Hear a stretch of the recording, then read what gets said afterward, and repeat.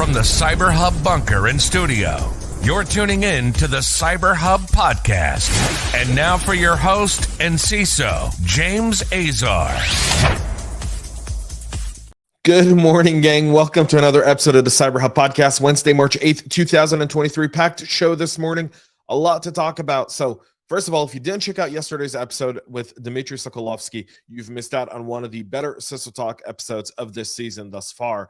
We've got a whole bunch of more episodes coming in, and all of them just keep getting better and better. So go check out the CISO Talk podcast. You can find it on our YouTube channel or look up CISO Talk on your favorite podcast listening platform. Make sure to subscribe. Give us a 5-star rating while you're at it. CyberHubPodcast.com, where you can get all the latest. This podcast is available on your favorite podcast listening platform, and that's CyberHub Podcast as well. Happy International Women's Day as well. Today is International Women's Day, marking the celebration of the most powerful force on the planet, women. So cheers to them as well. So happy Wednesday to everyone in the comments. We're live on Facebook, LinkedIn, YouTube, Twitter, and Twitch right here, 9 a.m. Eastern. And to kick off this morning, I'll go ahead and grab my traditional double espresso. Join me in a coffee cup. Cheers to power us through this morning's cybersecurity brief. Coffee cup cheers, y'all. Lovely. We'll start off with the team over at Acer confirming a data breach when 160 gigabytes worth of data were put up on sale on a hacking forum. The Taiwanese computer giant is confirming that they've suffered a data breach. They're claiming that threat actors hacked several servers hosting private documents used by repair technicians. However, the company has said that thus far they've been unable to identify any customer data that's been impacted. The confirmation comes after a mid-February breach where 160 gigabytes worth of data was stolen. This data was put out in the dark web and is out for sale. The threat actor claims to have stolen data containing technical manuals, software tools, backend infrastructure details, product model, documentation for phones, tablets, and laptops, BIOS images, ROM files, ISO files, and replacement digital product keys. A proof of the data stolen, the threat actor shared screenshots of technical schematics for the Acer V206 HQL display, documents, BIOS definitions, and confidential documentation. They're selling the data for cryptocurrency, for Monero crypto, since that's harder to track. In March of 2021, the computer maker was hit by the Revel ransomware gang, where they asked for $50 million in exchange for the decryptor. And now Acer finds itself on the market with more data being stolen, just showing you the threat here. And by the way, risk-wise, if you're using Acer laptops, this could potentially have significant risks to your organization. So something to consider and look at, how dire is it? It's bad for Acer as a company. If you're a customer of Acer, it's still unknown yet what the impact is, but it's definitely worth running a risk assessment in your spare time on this specific breach if you have Acer equipment in your environment, and identify more or less what kind of risks that poses to you and your organization. Chrome 111 is out, and it patches 40 different vulnerabilities, so you want to get your Chrome browsers updated. A total of 24 of the address security defects were reported by external researchers. 8 were high severity flaws, 11 were medium severity, and 5 were low severity issues. 3 of the high severity vulnerabilities reported by external researchers are used after free bugs.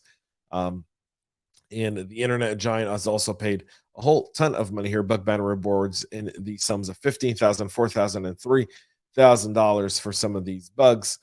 So you want to go and get your Chrome updated. Emotet is back. After a 3-month break, the Emotet malware operation is now back at it again. As of Tuesday morning, after a 3-month break, emails have been sent out by servers known to be powered by the Emotet ransomware gang. The Emotet ransomware gang is a notorious malware, distributes through emails containing malicious Word and Excel document attachments. They're looking at macros, and then the Emotet DLL is downloaded, loaded into memory. The thing about Emotet is it doesn't download and start working. It actually downloads, hides in silence until it's given options. Cofense and the Emotet tracking group Crypto Lamis have warned that the botnet is back up and again. They're seeing Red Dawn templates that are very large coming in at over 500 megabytes. They're seeing a decent flow of spam and the payload URLs. Cofense has also confirmed to Bleeping Computer that the spam campaign began at 7 a.m. Eastern, with current volumes remaining low. Instead of using a reply chain email like in previous campaigns, the threat actors are usually utilizing emails that pretend to be invoices, as ones shown below here. By the way, I would take a screenshot of this, potentially look at updating your spam filters and your email filters to just detect these right off the bat. If you can, attached are zip archive files that contain inflated Word documents that are over 500 megabytes in size. They're padded with unused data to make the files larger and harder for antivirus solutions to scan and detect as malicious. These Microsoft Word documents use Emotet's Red Dawn document template, prompting users to enable content on the document to see it correctly. Essentially, at that point, they download the DLL. DLL goes into quiet mode, runs in the background until it's actually picked up, until the C2 server is given commands, and then at that point, it does start to operate. So with Emotet back, that's something to keep in mind to your security operations team.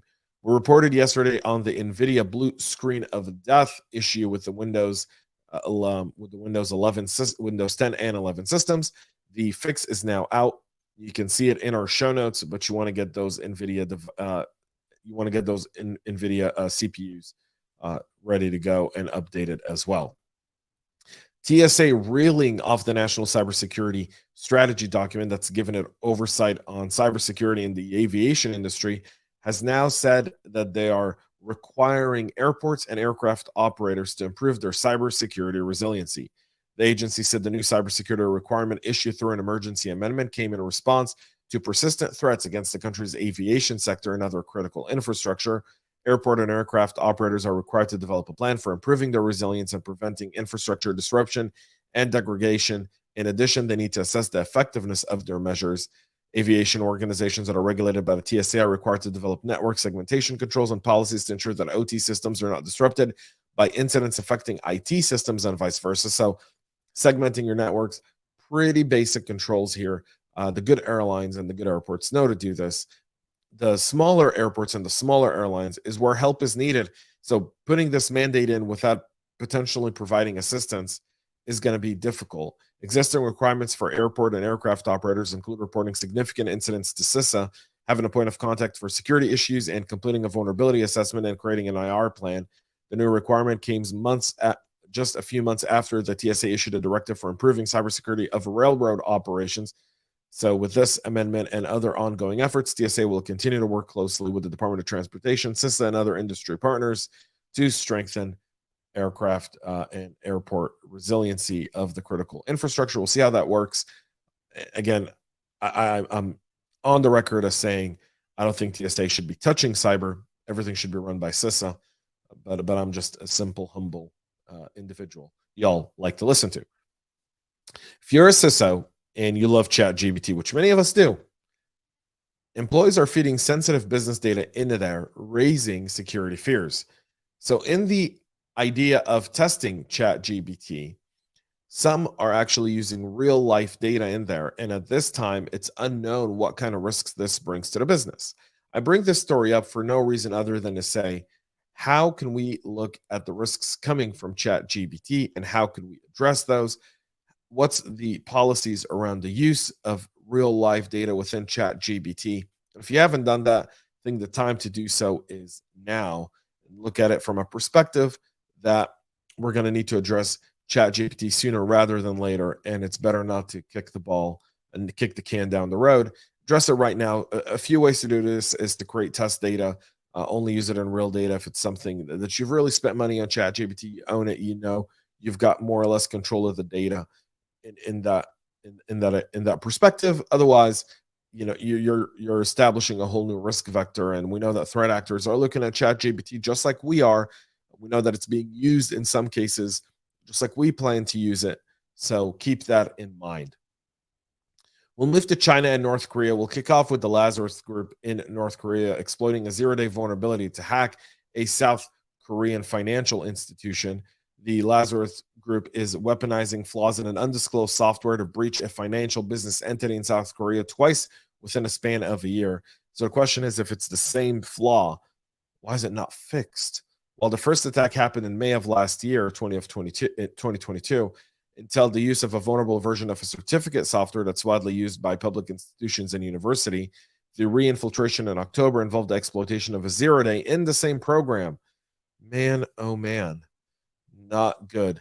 The adversarial collective, after obtaining an initial foothold by the unknown method, abused a zero-day bug to perform lateral movements, shortly after which the OnLab version 3 anti-malware engine was disabled via a BYOVD attack. It's worth noting that the bring your own vulnerable driver technique has been repeatedly employed by Lazarus in recent months, as documented by both ESET and the OnLab team. Among other steps to conceal its malicious behavior includes changing file names before deleting them or modifying timestamps using an anti-forensic technique referred to as time stomping. The attack ultimately paved the way for multiple backdoor payloads that are designed to connect to a command and control server and retrieve additional binaries and execute them in a fileless manner. North Korea and Lazarus remain up and running. You got to know your supply chain. You have to. And Sharp Panda is using the new Sol framework to target Southeast Asian governments as part of an espionage campaign by China. As tensions carry up there, the Sol backdoor is being detailed. Was detailed by Broadcom and Symantec in October of 2021 in connection to an unattributed espionage operation targeting defense, healthcare, and the industrial control system sectors in Southeast Asia. Now it's being used against government entities. The attack chain detailed below talks about documents through RTF into DLLs and the backdoors talking to the CNC servers. And they're only responding to requests originating from IP addresses corresponding to targeted countries. The Sol main module is responsible for communicating with the CNC server, and its primary purpose is to receive and load in memory additional modules.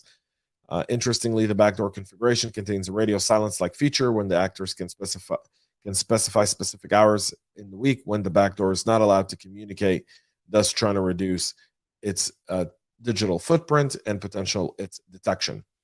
So there's that. That's it for our show this morning. We'll be back tomorrow at 9 a.m. Eastern, live right here on Facebook, LinkedIn, YouTube, Twitter, and Twitch. Tune in and make sure to be part of the show. Great episode. Go check out the episode I did yesterday again with Dmitry Sokolovsky on the CISO Talk podcast. You don't want to miss it. We talked about why we should just stop using the word cyber in our jobs. So very interesting conversation as well around the national cybersecurity strategy. A whole lot more there. Go check it out. Thanks for tuning in. Have a great rest of your day. And most importantly, stay cyber safe. We love feedback, so make sure to connect with us on social media and subscribe to our podcast on your favorite podcast listening platform.